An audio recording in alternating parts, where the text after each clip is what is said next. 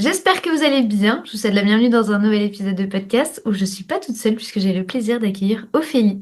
Merci beaucoup d'avoir accepté mon invitation. Déjà pour commencer, est-ce que tu vas bien? Oui, je vais très bien. Merci Marine. J'espère que toi aussi tu vas bien. Ça va. Et merci de m'avoir proposé cette invitation. Je suis hyper contente de passer ce moment avec toi. Ben, plaisir partagé. On va parler du coup de la pression quotidienne quand on est une femme, quand on est entrepreneur, quand on est les deux ou indépendamment l'un de l'autre. Mais avant ça, est-ce que tu peux me dire un peu qui tu es, ce que tu fais dans la vie et à quoi ressemble ton quotidien? Oui. Alors moi c'est Ophélie et je vais pas forcément commencer par me présenter par mon métier parce Ok. que je sais pas si tu as remarqué aussi toi Marine, mais souvent quand on rencontre une personne pour la première fois, la question qu'on va poser automatiquement c'est qu'est-ce que tu fais dans la vie? Et je C'est vrai. trouve qu'on s'identifie beaucoup à son métier alors Mm. qu'on est beaucoup plus qu'un simple métier. Donc je commencerai par dire que je suis une femme trentenaire, bien entamée même maintenant, Mm. qui tente un peu chaque jour de se libérer et de se détacher des injonctions et des cases à cocher, ces fameuses cases, pour vraiment créer et vivre une vie qui me fait totalement kiffer. Donc je me présenterai comme ça et pour en revenir au côté pro, justement en fait je suis en train de créer un projet autour de la trentaine. Pourquoi la trentaine? Parce que sans forcément rentrer dans le détail, parce que pour préserver le respect de la famille de mes amis, mais j'ai perdu deux amies, une à 30 ans et une à 35 ans. Ok. Ce qui fait qu'à mes 30 ans, ça a été un déclic et j'ai tout plaqué. Mm. Et je me suis rendu compte en fait que finalement, il y avait beaucoup de femmes qui vivaient la même chose que moi parce que en fait, je courais après des cases à cocher et qui finalement ne me rendaient pas du tout heureuse. Donc voilà, et ce projet-là, en fait, je suis en train de créer des expériences collectives féminines euh, pour créer un peu comme une safe place pour les femmes, pour qu'elles puissent oser justement créer leur propre, cocher leurs propres cases et Mhm. se sentir libre de le faire et pour pouvoir kiffer justement leur trentaine. Hyper Et à intéressant. côté de ça, merci. Et à côté de ça, du coup, je suis aussi freelance pour une école de cuisine en ligne. Ok. Voilà. Et au niveau de mon quotidien, c'est une bonne question parce qu'en fait, ça fait quelques temps que je trouve que c'est hyper pertinent de poser cette question parce que ça fait quelques temps que justement j'organise mon quotidien euh, en me basant sur mon énergie. Ok. Et je me base sur deux choses, c'est le chronotype et le cycle féminin. Je ne sais pas Ok. si pour les personnes qui connaissent pas le chronotype, c'est que pour la faire simple, on a tout un rythme biologique naturel propre à chacun. Souvent, on est, par exemple, on va savoir qu'on est plutôt du matin, d'autres sont plutôt du Mhm. soir, il y en Oui. a qui sont plutôt de la journée. Et en fait, il y a quatre profils. Et moi, je suis lion. Et en fait, le lion, il a son énergie au max le matin. Donc moi, je me lève facilement tôt le matin. Et par contre, l'après-midi, c'est pas du tout, j'ai vraiment pas du tout d'énergie. Euh, donc je me base vraiment sur ça et aussi sur le cycle menstruel, parce qu'il y a quatre phases et selon les phases, on a une énergie qui varie. Et donc mon quotidien, pour la faire courte, ce que je fais, c'est que le matin, j'ai toute une routine bien-être. Ok. Je commence d'ailleurs, la chose que je voudrais en parler, parce que je pense que c'est important, c'est que j'avais tendance à scroller le matin, parce que mon réveil était sur mon téléphone portable. Et par exemple, en ce moment, comme je suis à fond dans ma communication sur Instagram, c'est vrai que j'ai ce réflexe de scroller le matin. Donc là, je suis revenue au réveil classique, les Pratique. anciens réveils, ouais, pour éviter justement de scroller et de faire ma routine. Du coup, je la remplace par ma routine bien-être. Donc je Ok. commence par une routine bien-être. Et ensuite, le matin, donc, je commence par travailler sur ma mission freelance pour l'école de cuisine, parce que c'est là où j'ai mon max d'énergie. En général, l'après-midi, du coup, soit je me mets sur des tâches qui vont plutôt me donner de l'énergie, comme la créativité. La Mhm. création de contenu, par exemple, c'est quelque chose que j'aime bien. Donc, je vais faire ça plutôt l'après-midi. Et si vraiment j'ai pas d'énergie, je vais en Mhm. profiter pour aller marcher ou pour lire, faire une sieste, par exemple. Et après, je reprends en fait en fin d'après-midi, parce que là, mon Ok. énergie, elle remonte, pour travailler sur mon projet perso, du coup, autour de la trentaine. Je trouve ça hyper intéressant la manière dont tu as construit ta vie autour de ton énergie, autour de ce dont tu as besoin et pas l'inverse. Ça fait beaucoup écho à la phrase de mon business, prendre soin de soi, c'est prendre soin de son business et Exactement. vraiment construire un business qui va soutenir notre vie et pas l'inverse. Selon toi, est-ce que le quotidien, il y a beaucoup plus de pression à cause du travail, à cause des fameuses cases à cocher que tu as évoquées? ou c'est tout ce que l'on pense que l'on devrait faire? D'où vient cette pression constante que, en tant qu'entrepreneur, on ressent, en tant que femme entrepreneur, pour l'avoir vécu et pour avoir accompagné des centaines de femmes, je le vois au quotidien, il y a une forte pression. Et l'idée, c'est de se décharger pour 2026 et de Exactement. comprendre d'où est-ce que ça vient. Euh, Moi, je dirais vraiment, et c'est pour ça que mon projet il est vraiment centré sur ces cases à cocher. Je pense que Mhm. c'est ces fameuses cases qui mettent énormément de pression, et encore plus aux femmes. Mais ça touche toutes les femmes, ça touche les femmes salariées comme les femmes entrepreneuses, et je pense que c'est même un peu plus fort pour les femmes entrepreneuses, parce que ces cases à cocher, il y a une certaine pression à cause de l'horloge biologique, Mhm. il faut être honnête, qui existe, Ouais. et qui fait que ben, on doit avoir coché. Alors, le schéma classique, c'est à 25 ans, tu finis tes études, tu signes le CDI en général, normalement, parce que c'est la sécurité. Ensuite, tu trouves ton ou ta partenaire. Puis, à 30 ans, on va dire, tu te maries et tu achètes une maison ou un appartement. À 32, premier enfant, 35, deuxième enfant. Et ce qui fait qu'en fait, ça met une pression parce que il faut avoir tout construit et tout Mhm. compris avant la trentaine presque, parce que là, ça va être le moment de faire des enfants et que on n'a plus le droit de se tromper et on n'a plus forcément le temps. Donc je pense que vraiment, c'est ces cases à cocher, ce schéma classique qui fait qu'il y a une certaine pression. Et pourquoi je disais que c'était plus chez les femmes entrepreneuses, c'est que quand entrepreneuse, euh, alors quand tu es salariée, je veux dire en général, parce que c'est pas toujours le cas, quand tu décides de faire un enfant, tu Mhm. fais ton congé de maternité, tu reviens, tu retrouves ton poste. Alors que quand tu es entrepreneuse, et justement, tu en parles beaucoup en ce moment, donc je trouve que c'est hyper intéressant parce qu'il y a très peu de gens qui en parlent, et c'est hyper important quand on se lance en tant qu'entrepreneur de savoir que si tu as un projet de faire un enfant, et ben, il va falloir du coup, avant ça, pérenniser ton entreprise, qu'au niveau financier, ce soit stable, pour pouvoir aussi même réfléchir à recruter et Mhm. s'entourer et construire une équipe pour pouvoir déléguer quand tu seras en congé maternité, ou voire même, comme tu disais, aussi créer un système qui va pouvoir vivre sans toi quand tu pourras pas être derrière l'écran parce que tu auras le petit bout de chou à t'occuper. Donc je pense que ouais, quand tu es entrepreneur, il y a encore plus de pression parce que tu sais que ton entreprise, sans toi, parfois, elle peut pas vivre. Et du coup, il faut mettre un système en place pour que, une fois que tu seras en congé mat, ben, que ça puisse tourner quand même tout seul et que tu puisses encore en vivre et que elle soit encore là quand tu vas revenir après Complètement. le congé mat. Et tu vois, je trouve que on est vraiment dans un âge assez charnière et c'est pour ça que j'aime bien le cocher des cases, que comme tu aimes le dire, parce que en fait, je trouve qu'on nous demande beaucoup de choses à 30 ans, parce qu'on a l'impression que c'est une date butoir et que c'est une date où tu as Mm. l'impression de devoir tout réaliser, etc. Mais je trouve que c'est un âge où on apprend réellement à nous connaître et on apprend réellement à savoir ce qu'on veut.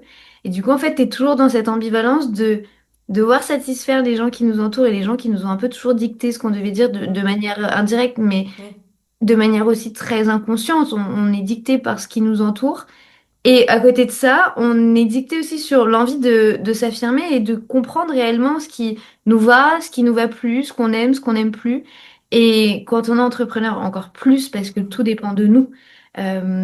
C'est marrant que tu parles de maternité, mais effectivement, moi, je suis vraiment plein dedans. Et c'est vrai que j'ai la chance que quand j'ai créé mon entreprise, je savais déjà pourquoi est-ce que je devais la Mm. créer et je savais le système que je voulais employer. Parce que j'avais cette finalité de vouloir avoir une famille et de vouloir avoir un business qui supporte justement cette famille et pas l'inverse.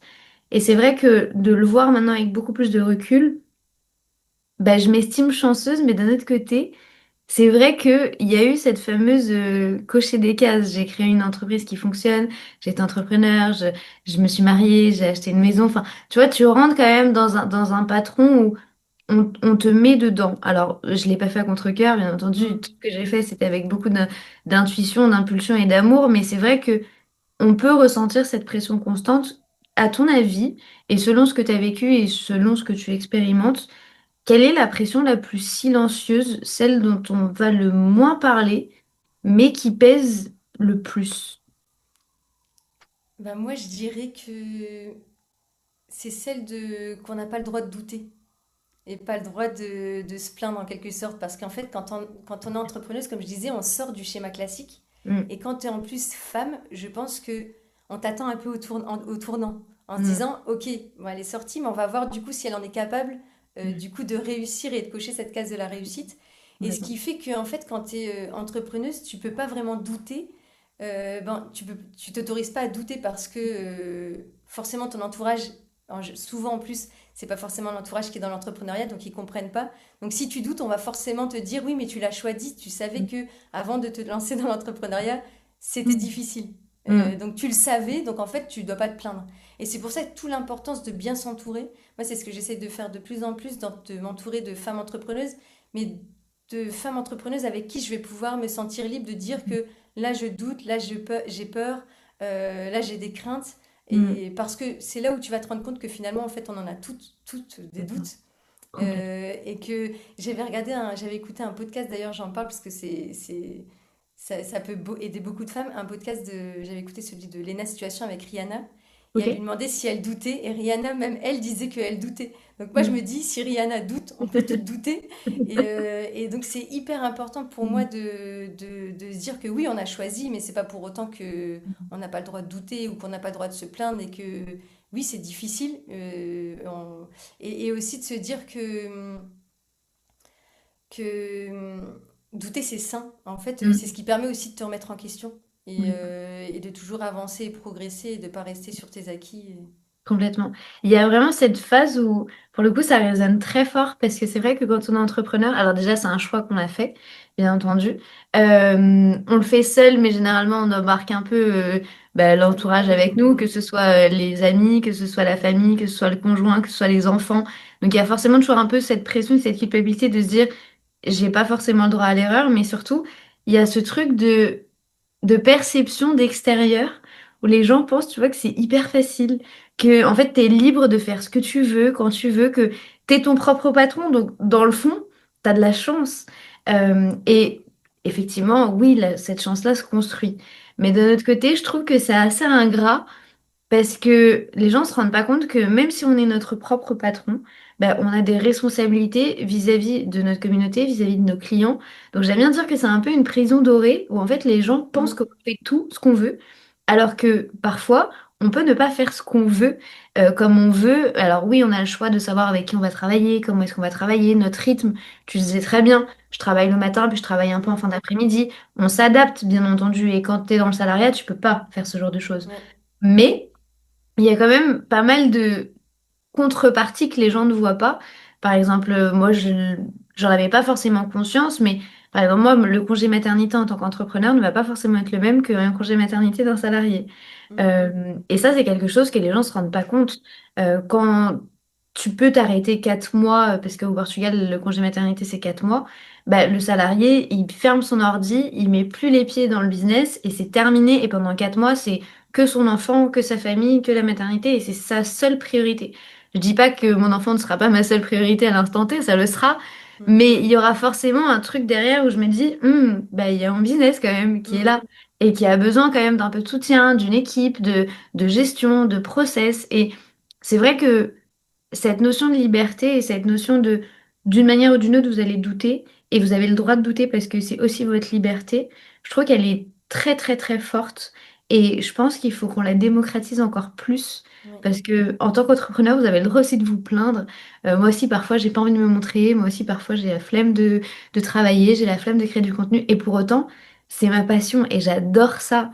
Mais à un moment, on a le droit aussi, tu vois, de se fatiguer. Et moi, j'ai vraiment une question qui me vient, c'est entre stabilité, entre argent, entre succès, entre maternité, entre sens de la vie, qui est-ce que je suis, ce que je veux pas. euh, Comment est-ce qu'on fait pour ne pas se perdre face à tout ce brouhaha et un brouhaha qui peut être sain, attention. Je dis pas Mhm. que votre entourage, il faut absolument tout changer, pas du tout. Oui. Mais qu'est-ce qui, à ton avis, ferait sens pour justement réellement s'écouter soi comme toi, tu réussis à le faire aujourd'hui? Euh, Déjà, je pense qu'il y a tout un travail d'introspection et de bien se connaître. Et je rebondis sur ce que tu as dit au début, qui est hyper important, parce que souvent, en fait, il y a beaucoup de femmes qui flippent de la trentaine, Hmm. parce qu'elles se disent, ah, à la vingtaine, c'est trop bien, on est jeune, ben, on nous fait croire que c'est trop bien, alors qu'en réalité, comme tu disais, on fait beaucoup de choix qui sont influencés indirectement par notre entourage, alors qu'à la trentaine, on choisit vraiment notre vie, on se connaît mieux, on sait ce qu'on veut, on sait ce qu'on veut plus. Donc pour moi, je trouve que la trentaine, c'est même encore plus kiffant que la vingtaine. Et Ouais. c'est vrai que ça peut être difficile du coup de s'y retrouver et de se dire, bah, comment dire, de s'éloigner de ce brouhaha. Et je Mm. pense que donc c'est bien quand on se connaît mieux et avec l'expérience et l'introspection, c'est de plus en plus facile. Mais c'est surtout, moi je pense qu'avant tout, c'est d'écouter son cœur, son intuition et son Mm. corps. Parce qu'en fait, notre corps, il nous parle. Je trouve que ça, c'est même plus simple et plus rapide que faire de l'introspection et de bien se connaître. C'est que normalement, tu dois le sentir tout de suite quand par exemple, tu te dis, bon, bah, j'aimerais bien lancer ce projet et que tu y penses et que tu réfléchis, tu peux le sentir tout de suite, ton Mm. corps. Est-ce qu'il va se raidir? Est-ce que plutôt non? Ou travailler avec cette personne, par exemple, ah, elle m'a proposé de faire une collaboration. Bah, comment tu le ressens, quoi? Est-ce que tu te sens épanoui? Est-ce que tu te sens, ton corps s'ouvre? Ou est-ce que plutôt il se ferme, il se crispe? Et du coup, ça, ouais, je pense que de s'écouter, d'écouter Mm. son corps et son cœur, son intuition, je pense qu'il n'y a pas mieux pour être bien guidé, je pense. Complètement. Et Et aussi le l'énergie. pour. Ouais, l'énergie. L'énergie aussi dans laquelle on est.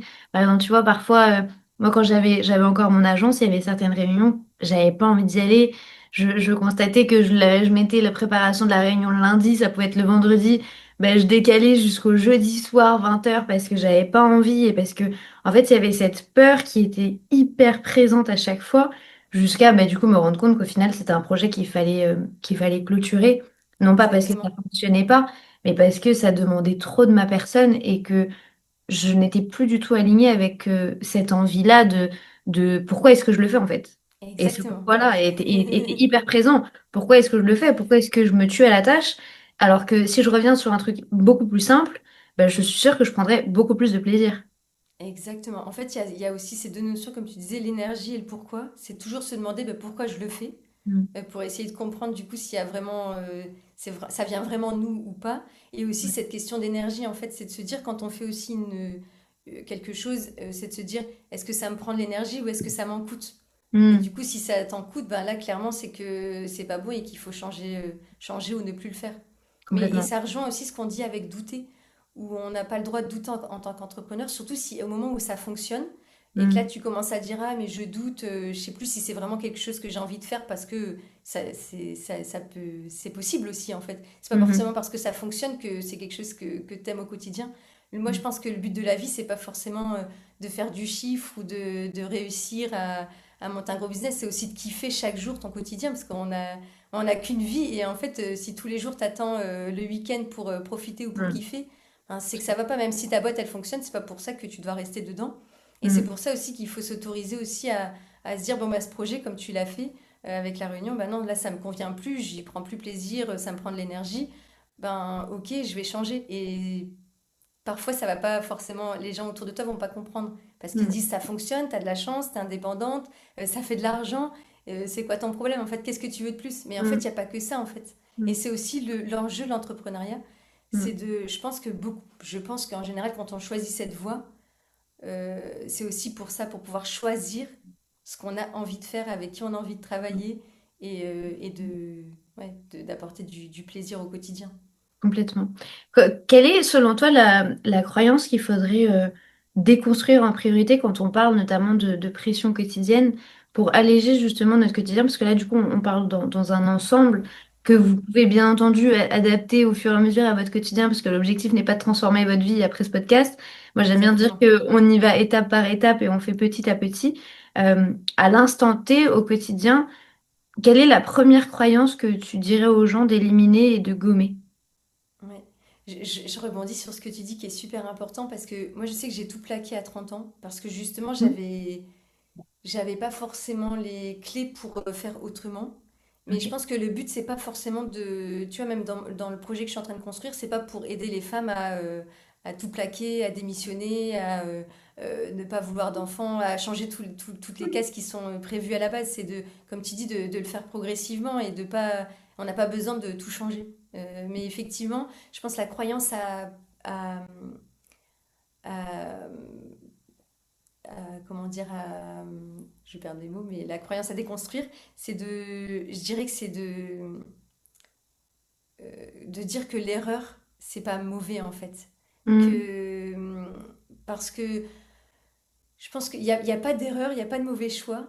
Il n'y a que des expériences et des apprentissages. Et Mhm. que, en fait, quand tu comprends qu'il n'y a pas d'erreur, et que tu peux tout tester, bah, Mm. du coup, je trouve que ça enlève en poids parce que souvent, en fait, je pense, comme tu le disais au début aussi, que la femme, on pense que comme tu es entrepreneur, tu es libre, tu fais ce que tu veux, tu travailles quand tu veux, mais il y a une grosse pression à soulever qui est cette accumulation de micro-actions et décisions à prendre au quotidien. Parce que comme on est entrepreneur, on doit tout gérer, la casquette, euh, bah, la compta, la vente, la communication, la relation client, il y a tout ça à gérer, tu dois être un couteau suisse. Et ce qui Mm. fait que tu as beaucoup de décisions à prendre dans ta journée Ouais. et qui te met une pression de dingue parce que tu as peur de faire le mauvais choix. Alors qu'en réalité, il n'y a pas de mauvais choix. Je pense, je sais pas si tu es d'accord avec moi, Marine, mais pour moi, il n'y a pas de recette magique. Il Mm. faut tester pour voir ce qui Complètement. fonctionne pour toi. T'analyses, tu ajustes. Parce que je pense que chacun a ses clients derrière, ben, tout le monde est différent aussi. Donc je pense que ouais, j'aime pas dire oser se tromper parce qu'on se trompe jamais finalement. Donc c'est Mm. juste de se dire qu'il n'y a pas d'erreur, il y a juste des apprentissages Ouais. et s'enlever cette pression là-dessus. Complètement. Et du coup, lié justement à cette notion d'échec qu'on peut souvent associer, c'est vrai que le fait de ralentir, le fait de baisser un peu nos objectifs ou le fait juste en fait de s'écouter soi-même, c'est Mm. souvent vu comme un échec. Comment est-ce que toi, tu l'as requalifié comme un choix conscient et stratégique? Et en plus, tu l'expliquais très bien au début, tu as vraiment un quotidien qui s'adapte à ce que toi, tu as envie de faire et à ton rythme et à ton énergie. Euh, Comment le requalifier comme quelque chose de stratégique aujourd'hui? Ben, alors moi en fait tout est lié à mon histoire. C'est que sans rentrer dans le détail, mais j'ai perdu une amie suite à une maladie. Ce qui fait que j'ai compris en fait que sans énergie, tu fais rien. Mm, Donc en fait, c'est un choix. Soit tu décides de dire que ben, l'entrepreneuriat, c'est un marathon et du coup, ben, je vais ralentir maintenant pour que ça dure le plus longtemps possible parce que j'ai envie de vivre ça et j'ai envie de le vivre le plus longtemps possible. Ou alors mm, est-ce que tu dis, bon ok, j'ai envie que ce soit un sprint et j'y vais à fond, je ralentis pas, je m'autorise pas à ralentir parce que, pour X raisons, hein, je peux comprendre qu'on n'ait pas envie de ralentir. Mais du coup, à un moment donné, peut-être que oui, peut-être que non, ton corps va te rattraper et du coup là il va t'obliger à stopper, ça va même pas être ralentir et tu vas finalement perdre plus de temps que si tu avais ralenti un mm, petit peu quotidiennement. Donc je pense que c'est juste une question de choix et de priorité. Et tu vois, moi avant euh, je pense que j'avais aussi cette course à vouloir bien gagner ma vie par rapport à mon histoire personnelle familiale et qui fait que maintenant bah, j'ai un choix de vie qui est totalement différent, qui me permet aussi peut-être de ralentir et d'avoir un quotidien qui est plus aligné sur mon énergie. Mais mm. tout vient d'un choix en fait, c'est à toi de choisir ce que tu veux euh, au niveau de ouais, de ton quotidien et de ton Et business. du coup, je suis en train de me dire, quels sont les choix que toi, tu as fait, les micro-décisions, même au-delà de ce que toi, tu fais, mais de ce que tu recommandes de faire Ouais. pour avoir le changement au niveau de ce ressenti-là au quotidien sans devoir absolument tout changer. Je pense on n'a pas du tout la même histoire, mais on a plus ou moins le même parcours de tout plaquer. Alors moi, je l'ai pas fait à 30 ans, je l'ai fait à 22 ans, 22. et où j'avais la sensation de n'avoir aucune autre porte de sortie. Et la seule porte de sortie que je ressentais à ce moment-là, c'était de partir et de pas fuir, parce que je n'ai pas fui, mais c'était de Mm. partir, de changer tout. Et j'ai tout changé de A à Z à part ma famille, bien entendu. Mm. Mais dans le fond, c'est vrai qu'avec le recul, je le regrette pas. Est-ce que j'aurais aujourd'hui fait un choix peut-être aussi drastique? Probablement que oui. J'aurais continué à le faire, mais j'aurais peut-être pas essayé de tout changer d'un coup dans ma vie. Parce que quand on essaie de tout changer, ben moi, ça a vraiment été tout, même ma manière de me voir, ma manière de me Mm. percevoir, la confiance en moi. Et mine de rien, ben, je dis pas que j'ai reculé parce que j'ai pas reculé la prise de décision, mais j'ai reculé le choix que je faisais de me choisir et de pas me cramer. Donc en fait, ben, dès que j'ai créé mon business, j'étais à 10 000% et j'ai tenu 1 an et demi avec un rythme, mais aujourd'hui, je me demande comment mon corps a tenu avec ce rythme pendant 1 an et demi. Parce que j'avais pas fait justement tout ce travail de je me choisis, je m'écoute, je respecte aussi mes envies, je respecte mon énergie, je respecte qui je suis. Il y a une phrase que j'ai dite il y a quelques jours et pour le coup, je pense que c'est une phrase qui va rester, mais quand on veut vendre, il faut respecter la personne qu'on a face à nous, mais il faut respecter aussi le vendeur. Mm. Et du coup, je me dis, pour toutes celles qui nous écoutent, quelles sont les micro-décisions qu'on peut ajuster simplement, facilement dans notre vie, sans devoir tout chambouler, parce que parfois, ben, on peut même pas tout chambouler. Enfin, et on en a Exactement. même peut-être pas envie, tu vois. Mais du coup, quelles sont les petites choses qu'on peut mettre en place? Exactement. Ben, en fait, ça rejoint tout ce que tu me dis, c'est que la première chose que je dirais, c'est vraiment de se placer en priorité. C'est-à-dire que pour moi, en fait, j'avais fait un post là-dessus en disant que la femme la plus importante de ta vie, c'est toi parce que c'est la personne avec qui tu as passé le plus de temps ici sur cette terre. Donc s'il y a une Mhm. personne à chouchouter, ben, c'est toi. Mhm. Et ça passe, si je devrais donner des exemples concrets, par juste t'autoriser à avoir du temps pour toi, ce qu'on appelle un peu les me time. Mhm. Parce qu'en plus, quand tu es femme, en général, on est vachement tourné vers les autres et en tant qu'entrepreneuse encore plus, parce qu'on est Mhm. au service de nos clientes. Et du coup, ouais, c'est de t'autoriser vraiment des moments à toi. Ça peut être, il y en a qui font par exemple des voyages solo, mais ça peut être aussi des solo dates, d'aller manger seul, ou d'aller marcher, ou d'aller te faire masser. Donc vraiment de te prioriser, parce que, ouais, en plus, quand tu es entrepreneur, tout ton business ben, il est centré sur toi. Donc en fait, si toi demain t'es plus là et que t'as plus l'énergie, il Mhm. n'y a plus rien qui existe. Donc ouais, c'est vraiment ta priorité, comme tu disais, avant l'acheteuse, il faut aussi prendre soin de... Avant oui, l'acheteuse, il faut prendre soin de la vendeuse, parce que c'est elle Mhm. comment dire, qui gère le bateau, quoi. Complètement.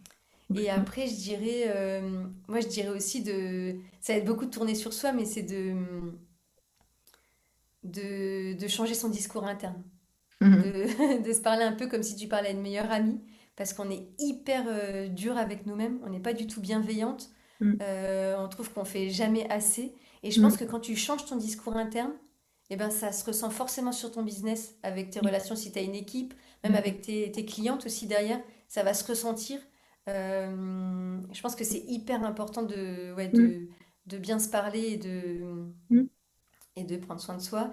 Et la dernière, je dirais,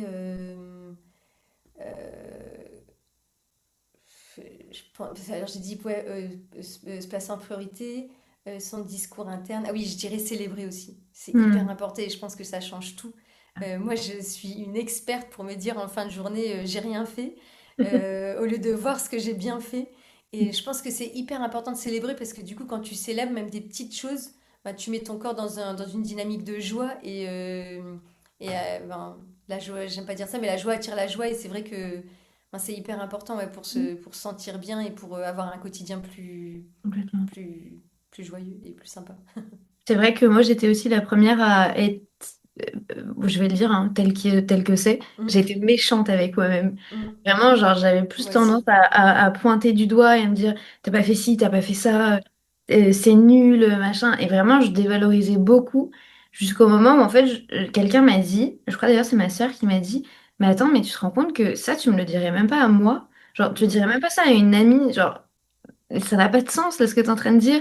Genre, vraiment, tu emploies, le seul moment où tu emploies ce type de discours, c'est vis-à-vis de toi-même. Ça m'a fait exactement. beaucoup réfléchir, vraiment Mm, beaucoup. Et il faut savoir que tout le monde n'arrêtait pas de me dire à chaque fois, il faut que tu te reposes, il faut que tu prennes soin de toi.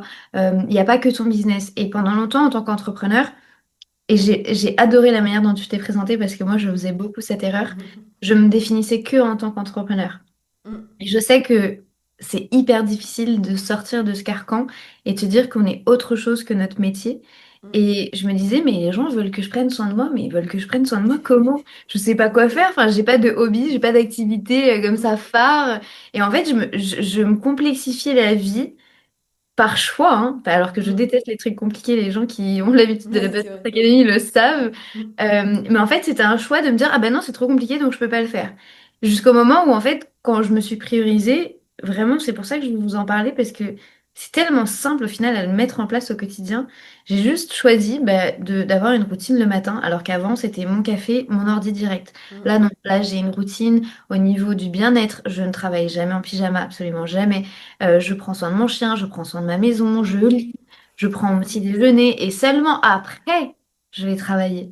Mais il s'est peut-être passé 1 heure et demie depuis que Mm. je suis debout.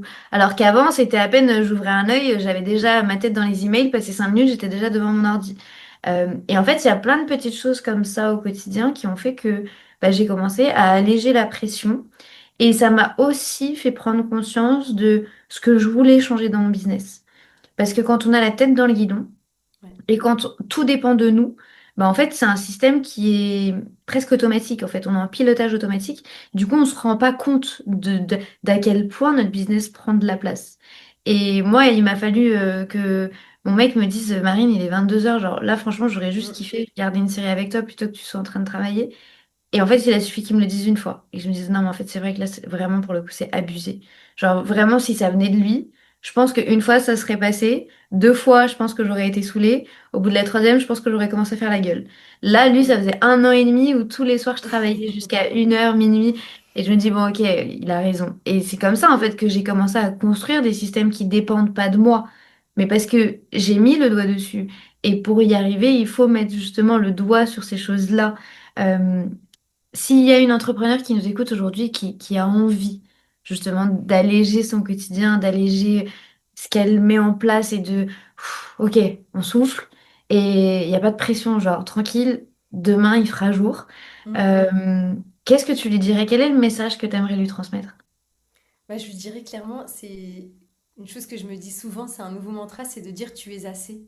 Parce que j'ai longtemps cru que j'étais pas assez intelligente, pas assez éloquente, pas assez sportive. On a tout le temps l'impression qu'on n'est jamais assez, alors qu'en réalité, on est assez et on n'a pas besoin de plus en fait pour. Mm, Et surtout que notre valeur, je trouve qu'en tant qu'entrepreneuse, notre valeur, elle se définit pas à notre chiffre d'affaires ou à notre mm. nombre d'abonnés. Merci. Euh, mais que ouais, on est assez. En fait, on est assez déjà tel qu'on en est. On n'a pas besoin de prouver quoi que ce soit avec notre entreprise ou. Merci de le dire. C'est important de le dire parce qu'il y a beaucoup qui se définissent avec leur nombre de followers, le Mm, nombre de commentaires qu'elles vont avoir, la facturation qu'elles vont avoir, le nombre de exactement. personnes dans leur équipe qu'elles vont avoir. Ben, pour moi, ça ne définit rien. Vous n'avez rien à prouver à personne. Comment est-ce qu'on fait si on souhaite rejoindre la fameuse safe place que tu es en train de créer, le projet que tu es en train de créer autour justement de cette trentaine où on n'est pas là pour juste cocher des cases, mais on est juste là pour avoir un quotidien qui nous plaît? Quelles sont les étapes? Comment est-ce qu'on fait? Alors, j'ai sur mon compte Instagram qui Mhm. s'appelle kiff.ta.trentaine, donc kiff ta trentaine mais avec des points entre chaque mot. J'ai créé un petit, dans ma bio, j'ai mis un petit, je vais trouver le mot, je l'avais en anglais, mais un formulaire, un petit quiz à compléter pour voir vraiment si, parce que ça va s'appeler la Glow Experience. Ok. Je suis en train de voir aussi, peut-être pour le faire, ça sera sur 3 mois, mais j'essaye de voir pour le tester aussi d'abord sur une journée, parce que je pense que le but, ça serait que ça puisse toucher un maximum de monde. Et j'ai fait un petit quiz pour voir justement si ça peut, si c'est fait pour eux ou pas, bah, pour elles. Donc il y a ce quiz-là, et à la fin, en fonction du coup du résultat, ça Mhm. permet du coup d'accéder à la page de vente et de aussi prendre contact avec moi. Mais Trop bien bien. sûr, elles sont pas obligées de faire ce quiz, elles peuvent aussi directement échanger avec moi par DM sur Instagram. De toute façon, je vous mets tous les liens dans les notes de cet épisode de podcast, comme ça vous pourrez aller voir. N'hésitez pas aussi à fouiller sur le compte Oui. d'Ophélie, vous allez voir qu'il y a énormément de contenus qui sont hyper décomplexifiants, où en fait tu te dis, mais en fait c'est ma vie, genre c'est moi. Et n'attendez pas forcément d'avoir 30 ans, même si vous avez 25, Oui, 26, 27 ans. Je pense que c'est une période tellement charnière de notre vie qu'il est important aussi de se préparer à ça. Puis même pour celles qui ont passé la trentaine, faire ça le peut point changer. aussi sur tout ce qui s'est passé peut être important. C'est pour ça que, bien sûr qu'on a beaucoup parlé de la trentaine parce que c'est Mm, notre tranche d'âge à toutes les deux. exactement. Mais on n'a pas délimité ça dans l'âge, dans notre discours, justement parce que ça s'adresse à toutes les femmes. Donc n'hésitez Oui, pas, je vous mets toutes les infos dans les notes de cet épisode. Un énorme merci Ophélie pour ton temps, pour ton partage. merci à toi. C'était un énorme plaisir de t'avoir sur le podcast. Et moi, je Merci. te dis à très bientôt. Oui, à très bientôt. Merci beaucoup, Marine.